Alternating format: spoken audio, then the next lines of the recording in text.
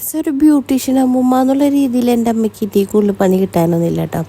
എൻ്റെ അമ്മയുടെ ഡെർമയുടെയൊക്കെ ഫൗണ്ടേഷനാണ് ഈ കലക്കിക്കൊണ്ടിരിക്കുന്നത്. എന്നാലും എൻ്റെ അമ്മ ഒന്നും പറയാതെ ഇതൊക്കെ ആളുടെ സൈഡിൽ നിന്ന് മാച്ച് വരും. ആൾ പിന്നെയും മേക്കപ്പ് ചെയ്തുകൊണ്ടിരിക്കും. ഇവിടെ വീട്ടിലും ഇത് തന്നെയായിരുന്നു എൻ്റെ അവസ്ഥയും. എൻ്റെ സാധനങ്ങളൊക്കെ എടുത്ത് നശിപ്പിക്കലാണ് പുള്ളിയുടെ മെയിൻ ഹോബി എന്ന് തന്നെ പറയുന്നത്. പുള്ളിക്ക് ഈ മേക്കപ്പൊക്കെ ചെയ്യാനായിട്ട് അത്യാവശ്യം ഇഷ്ടമൊക്കെയാണ് കേട്ടോ. ഇഷ്ടമെന്ന് വെച്ചാൽ നശിപ്പിക്കാനുള്ളൊരു ഇഷ്ടമാണ് വരുന്നത്. അങ്ങനെ ഈ പരിപാടി കഴിഞ്ഞ് പുള്ളിനെ കുളിപ്പിച്ച് കൊണ്ട് നിർത്തിയപ്പോഴുണ്ടല്ലോ കുറച്ചൊരാശ്വാസത്തിന് എൻ്റെ അമ്മ ഒന്ന് ഉറങ്ങാമെന്ന് വെച്ചു. അപ്പം ദേ കിടക്കണം വീണ്ടും.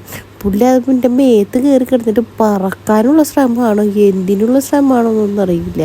എന്തായാലും ഉറക്കാൻ പാടില്ല എന്നുള്ളതാണ് മെയിൻ ലക്ഷ്യം എന്നുള്ളത് എനിക്ക് മനസ്സിലായിട്ടോ. എന്നാണ് ഈ അപ്പൂസ് വീട്ടിലില്ലാത്ത ദിവസമായതുകൊണ്ട് തന്നെ പുള്ളിക്ക് ഉണ്ടല്ലോ പ്രത്യേകം ഒരു പ്രതിഭാസമാണ് കടന്നുകൊണ്ടിരിക്കുന്നത്.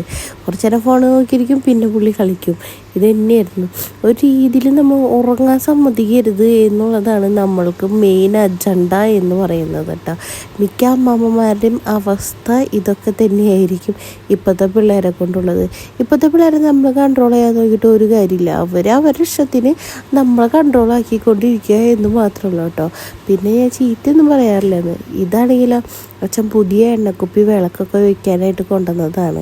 അപ്പോഴാണെങ്കിലോ പുള്ളി അത് മൊത്തം ഒഴിച്ച് കളഞ്ഞിട്ട് ഒന്നും അറിയാത്ത പോലെ പുള്ളി നൈസായിട്ട് അവിടെ ഇരുന്നു.